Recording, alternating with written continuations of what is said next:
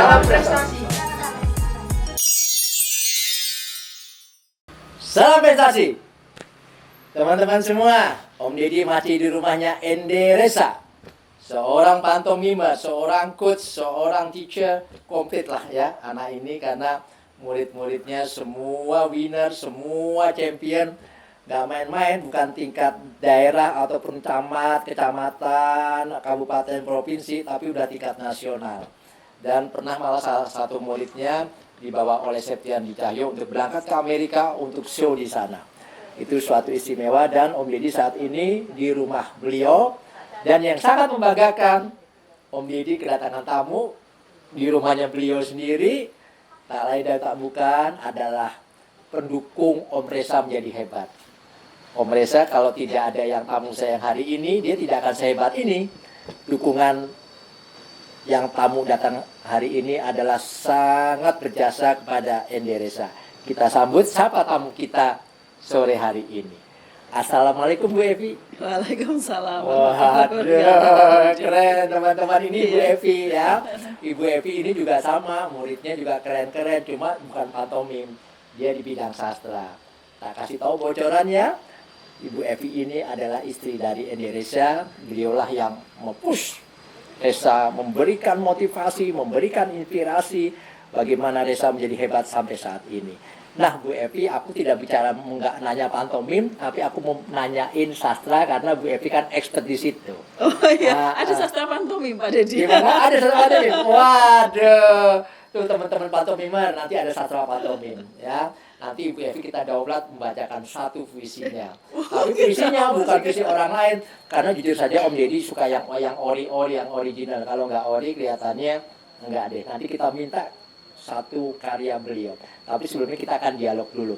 Nah Mbak Evi sejak kapan menggeluti sastra? Kok begitu sangat dahsyatnya Mbak Evi? Wah, jadi harus mengeksplorasi lagi kenangan dan masa lalu. Itu dia. Monggo Mbak Evi ke. Iya, jadinya bukan hanya soal apa, kalau puisi itu nyaris sudah menjadi bagian dari diri sendiri. Wah, Pak Deddy. keren, Karena keren. sejak kecil, sejak SD, SMP, SMA, ya tradisi. Karena saya kelahiran dari Demak, Pak Deddy. Di Semarang, di Jawa Tengah ada event tahunan.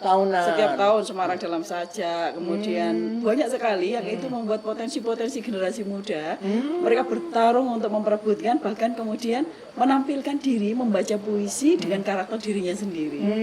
Kalau mereka mempunyai karakter, tentu saja mereka punya apresiasi yang cukup. Betul, setuju Mbak Evi, setuju. Dari tahun berapa itu sampai akhirnya kemudian saya ke Jogja tahun 91 kuliah di isi jurusan teater. Kemudian dari sana saya semakin menggeluti bahwa ternyata sastra, karya sastra terutama puisi ya, menjadi kekuatan yang luar biasa. Apalagi ketika kita berbicara soal kata, Pak Deddy.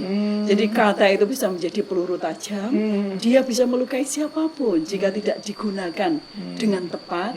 Tetapi bila kata itu dijadikan peluru untuk menghidupkan detak jantung setiap orang, dia menjadi cahaya yang bersinar. Wah, aduh.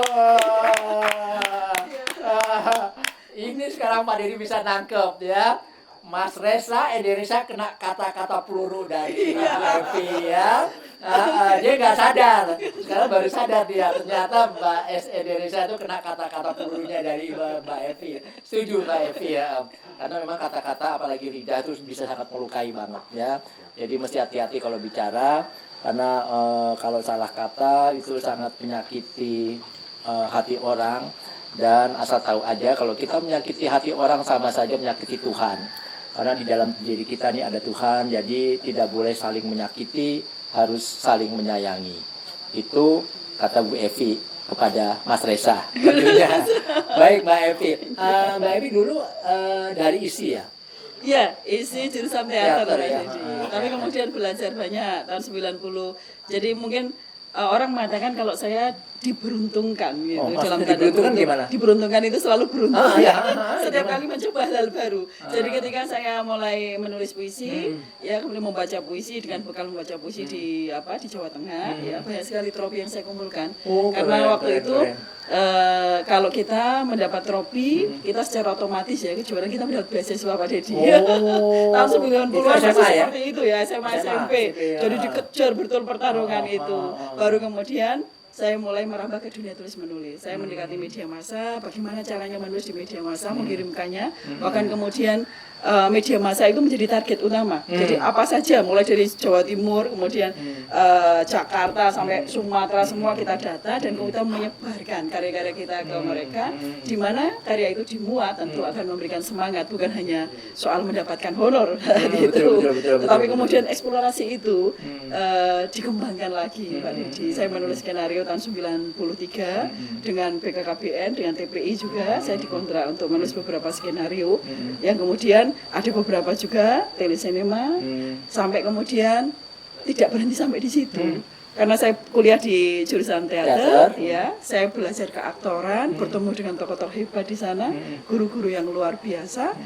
Ada bahasa sekarang pemilihan pemuda berbakat ya, bukan pemuda ya, mahasiswa berbakat atau apalah, remaja gitu. Sampai kemudian saya dapat nomor 1 gitu kan. Itu waktu diisi ya? Waktu diisi. Waktu diisi ya. Karena tampilannya gitu, sehingga kemudian dari Jakarta saya dikontrak untuk membintangi beberapa sinetron. Wah, Itu dulu Pak Dedi. keren. Sampai kemudian saya bertobat gitu. Kok bertobat? Saya lebih memilih Dunia sastra. Karena dunia sastra dunia yang begitu hening. Begitu hening dan sunyi, keramaian itu nyaris menjadi kontradiksi yang akan menampar, bahasa penyair itu menampar kita. Kemudian kita akan merasakan kesakitan sendiri sampai kita mencari tempat-tempat yang teduh dan hening gitu. Untuk apa? Untuk membaca diri kita sendiri, Pak Dedi. Wah, aduh, keren. Bersyukurlah Enderesa ya, bertemu dengan seorang bidadari, bertemu dengan Sri Kandi ya, yang betul-betul berkualitas dan berbobot. Ya sekali lagi terima kasih Mbak Evi telah bertemu dengan Enderesa sehingga dapat membuat tempat ini begitu nyaman dan enak banget. Terima kasih sekali. Dan Mbak Evi kan sudah membuat buku ataupun karya tulis sastra. Udah berapa banyak Mbak Evi bikin? Aduh, udah banyak sekali. Dari mulai puisi, cerpen sampai novel ya. Kemudian ada juga naskah drama beberapa. Semuanya sudah dibuat menjadi buku Pak Dedi. Jadi itu pun bagi seorang kreator tidak ada ruang yang terbatas. Bahkan tembok menghalang apapun bisa kita gembur. Hanya untuk berkarya dimanapun kita berada. Keren. Ya, tembok akan digembur ya demi cinta. Cinta pada puisi ya. Iya. Bagaimana rumah ini dulu hutan belantara digembur ya menjadi suatu tempat yang sangat eksotik sekali ya. Keren memang Mbak Evi. Nah, Mbak Evi sudah banyak puisi, buku dan sebagainya. Bagaimana kalau tamu-tamunya Om Deddy bisa mendapatkan buku-bukunya Bu Evi? Wah, bisa di Google. Oh, di Google ya. Bisa tinggal buka Google saja buku-buku Evi Dawati. Nanti akan muncul, secara ya? otomatis akan muncul data-data buku-buku saya, bisa pesan di sana. Ada beberapa juga toko online yang menjual buku, tetapi buku yang terbaru. Nah, ini buku yang terbaru, Perempuan yang Matanya Ditumbuhi Dendam dan Kasih Sayang. Wah, ngeri amat. Ngeri nih. Sudah dendam masih perlu kasih sayang Pak Dedi. Ini inspirasinya gimana ini ya? Ini satu titik yang luar biasa. Inspirasi dari mana nih? Inspirasinya kalau bercerita inspirasi nanti jadi panjang lagi. Iya, betul. Ternyata Bu Emi yang romantis ada dendam juga ya. Ada dendam. Aku hanya ingetin aja sama Mimer Indonesia hati-hati ya. Hati-hati gitu. You must be careful because your wife is very very good ya. Masih hati-hati. Bu Evi, kok tiba-tiba ada keinginan membangun tempat yang sangat bagus ini dan jauh dari keramaian. Dan untuk sampai ke sini pun hitungan saat ini ya, walaupun banyak transportasi, ini katakanlah invest yang cukup berani ya, Bu Evi, tinggal di sini dengan sunyi, dengan penduduk yang jauh, tapi tempat ini disukai oleh khususnya orang-orang luar Indonesia. Apa yang membuat Ibu Evi bisa membangun tempat ini? Sebenarnya ini bukan hal yang sederhana ya Pak Didi, tapi bisa diceritakan dengan hal yang sangat sederhana. Ya, karena ini romantis banget ini ya. Gimana Baby? Karena cinta itu. Wah, kembali ke cinta. Karena cinta itu mampu mewujudkan segala hal yang sebelumnya tidak ada menjadi ada. Betul, setuju. Jadi dengan kekuatan itu, saya mencintai puisi. Maaf ya suami saya. Betul. Ini bahasa. Saya mencintai puisi, mencintai murid-murid saya. Artinya bahwa dunia yang saya geluti sekarang ini, dunia yang saya nikmati sebagai bagian dari peribadatan yang luhur kepada Tuhan. Dan cinta menjadi salah satu cara untuk masuk ke dunia itu. Di sini Pak Didi, saya menemukannya. Wah, keren. Sekali lagi, hidup harus dengan cinta. Ya. Cinta ini betul menarik kalau dibahas ya. Keren abis, dengan cinta Bu Evi bisa merombak semua. Tentunya paling utama merombak Enderesa ya. Enderesa yang dulu seorang pantomimer yang meminusnya kurang bagus jadi bagus sekarang ya. Terutama setelah cinta ya. Jadi saat ini Enderesa pun jadi romantis saya lihat ya. Karya-karyanya pantomimnya jadi romantis. Biasanya dia komedi ya. Hampir tidak ada tragedinya. Kali ini ada romantiknya. Itu karena cinta dari Bu Evi ya. Terima kasih Bu Evi. Nah, Bu Evi tentunya kan membangun tempat ini kan apa yang dikatakan Bu Evi tidak mudah tapi mudah kan gitu. Nah, sekarang kayak gitu, ada rencana apa ke depan dengan tempat yang sudah bagus ini? Apakah Bu Evi dan Mbak Resa akan bikin education, apakah short course atau apa dengan adanya tempat yang bagus ini Bu Evi? Iya, sebenarnya kalau rencana banyak sekali Pak Didi. Tetapi bahwa kemudian dengan kesadaran gitu harus memilih rencana yang terbaik. Betul. Kami memberikan ruang ini untuk siapapun yang ingin belajar tentang seni, belajar tentang sastra, khususnya sastra ya, pantomim ya. Ya, seni secara keseluruhan. Mereka bisa juga gitu kan membentuk komunitas, berdialog apapun itu. Jadi yang berkaitan dengan seni dan budaya ini tempatnya. Jadi kalau misalnya pemirsa semuanya merasakan gitu kejenuhan terhadap dunia luar yang terus menerus bergeser, menderu, menekan, silakan hadir di sini, menikmati pohon-pohon, daun-daun yang hijau dan semilir angin serta suara air yang jatuh satu persatu mengalir terus menerus. Jadi seperti ilmu Pak Didi, dia menjadi nur yang mencahayai siapapun. Ini tempatnya.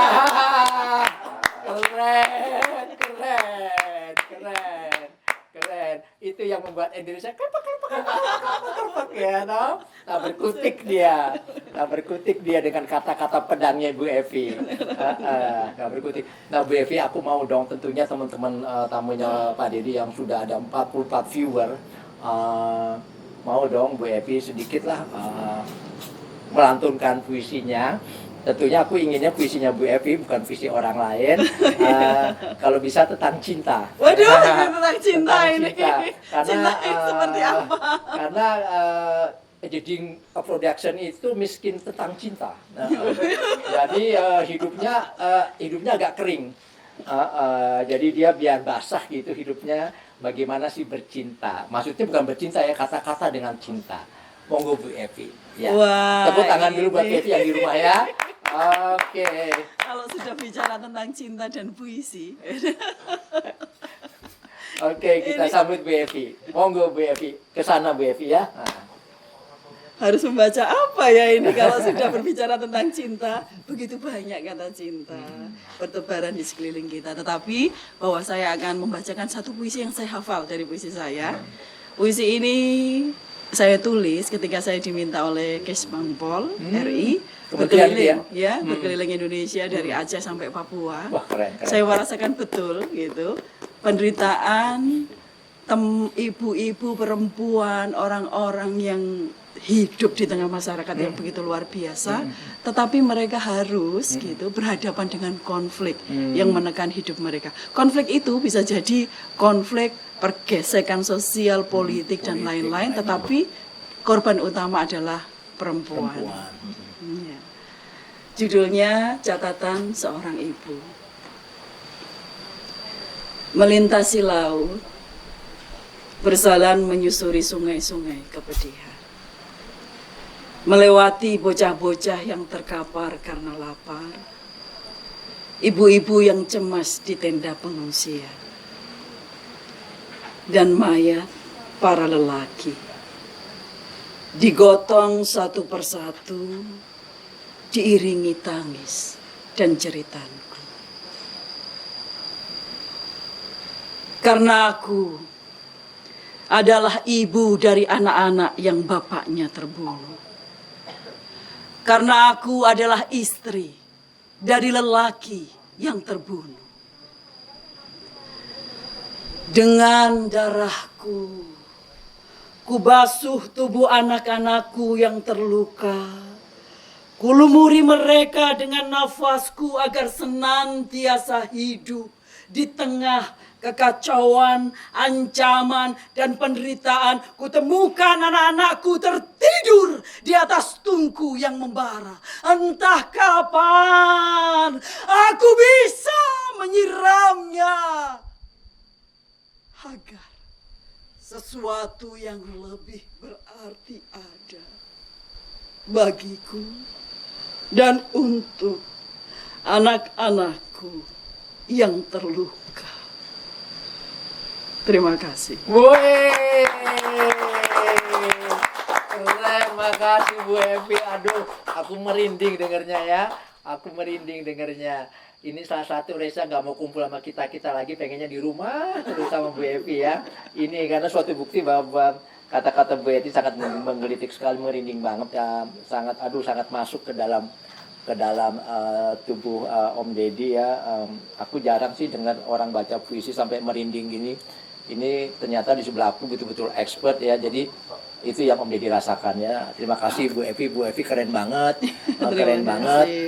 Harapan Om Deddy, Mas Deddy, tempat ini bisa mengedukasi anak-anak ya yang buta tentang seni. Karena kalau kita miskin di seni, roh kita jadi kering, akhirnya pergaulan tidak jadi kaku kan gitu. Tapi kalau dengan seni semuanya akan berjalan dengan baik. Salah satunya Enderesa itu dulu udah belajar seni, tapi ketemu sama Bu Evi semakin optimal dia. Karya-karya semakin bagus ya gitu. Tapi tentunya Bu Evi mungkin dengan Om Reza pun akan bahagia. Karena ya pantomimnya kan serba komedi. Ya, jadi walaupun katakanlah tapi nggak mungkin lah kalau Om Reza tuh nggak ada duit. Paling nggak kalau Bapak dia nggak ada duit, dia bisa dengan pantomim, dia bisa ciptakan duit gitu. Tapi semuanya image. Ya, apa yang dilakukan oleh Rasulullah ketika tidak makan sekian puluh hari, perutnya menggunakan sabuk diisi batu ya untuk makan. Jadi itu yang dilakukan oleh Rasulullah, dan Reza pun demikian. Aku rasa kalau dia tuh nggak ada duit, dia pura-pura makan pisang di depan Bu Evi dan kenyang gitu. Ini suatu husband and wife saling mengisi ya, jadi sangat membanggakan. Kalau ya di Indonesia sekian ratus orang punya pasangan kayak gini, Indonesia akan sejuk ya, akan nyaman. Karena aku nggak pernah ngelihat Bu Evi berantem sama Mas Reza kalau di depan aku loh ya. Oh iya. Nanti kalau berantem saya telepon, Pak. Yang ada cuma indah, karena yang satu kata-kata indah, yang satu pantomimnya pantomim komedi. Jadi adanya cuma happy kan gitu. Amin. Baik Bu Evi, aku senang banget dan aku terima kasih selama dari pagi podcast di rumah Bu Evi di tempat yang oke banget. Ini tepatnya di mana Bu Evi? Apa tuh alamatnya di mana tepatnya? Ya, alamatnya di Jambon, Jambon. Tonalan. Tonalan ya. Argosari Sedayu Bantul. Sedayu, ya. Iya. Kalau dari Dari KM 13, Jalan Wates KM 13. M13. Iya. Kalau dari Jogja kira-kira tuh berapa menit untuk sampai ke sini? Kalau saya sih seperti terbang Pak Desi, apalagi kalau bareng sama suami saya. Wah, Paling hanya berapa menit gitu, Oh, gitu kan. ya. Tapi kalau untuk ke sini teman-teman paling tidak membutuhkan waktu 45 menit paling lama. dari mana nih? Dari titik Dari nol? Jogja, ya. Titik nol? Dari titik nol. Oh, titik nol ya? Iya, titik nol, 45 45 menit, kan. iya. Ya, just 45 menit ya dari titik nol Yogyakarta, dari kantor pos 45 menit. Ya nggak jauh sih, nggak jauh. Itu kalau macet, nggak? Kita anggap saja tidak macet. Iya. Baik, inilah rumah budaya yang dibangun oleh Ibu Evi dan Enderesa. Ada dua hal yang saya tangkap di sini. Bu Evi itu expert di sastra, khususnya puisi, keaktoran. Mas Resa adalah seorang sosok coach, seorang teacher, seorang pantomimer yang bisa membuat adik-adik menjadi PD, menjadi champion, menjadi winner. Tapi bukan itu tujuannya Mas Resa. Mas Resa ingin adik-adik satu disiplin. Itu yang dimauin Enderesa. Karena kalau dengan disiplin, kita udah pasti kita maju. Bu Evi, sebelum kita akhiri dialog kita, Bu Evi tolong memberikan motivasi kepada penontonnya Mas Dedi, Om Dedi, yang alhamdulillah sekarang sudah mencapai sekian puluh ribu viewer. Paling tidak, ada rumah budaya baru toh, khususnya di sastra dan pantomim. Biasanya kok rumah budaya hanya ini, tapi ini ada dua.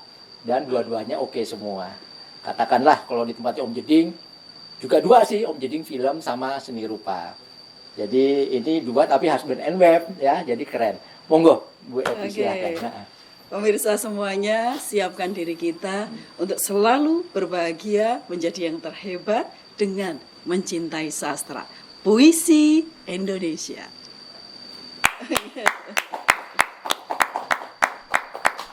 Baik, betul. Menjadi hebat, tambah satu lagi, dengan menjadi pantomimer. Karena ini berdua nih husband and wife nih, yang satu pantomimer, yang satu sebagai sastrawan, sastrawati. Baik, terima kasih Bu Evi atas waktunya. Sama-sama, Dan sekali lagi terima kasih juga. Salam buat your husband, Enderesa, seorang aktor, pantomimer, teacher, macam-macam lah. Tinggal satu lagi, aku saranin dia tuh jadi pawang hujan. Jadi paling tidak kalau dia jadi pawang hujan kan dia bisa laku kemana-mana. Kalau pas di musim hujan. Baik, teman-teman semua tetap semangat. Salam prestasi. Salam prestasi.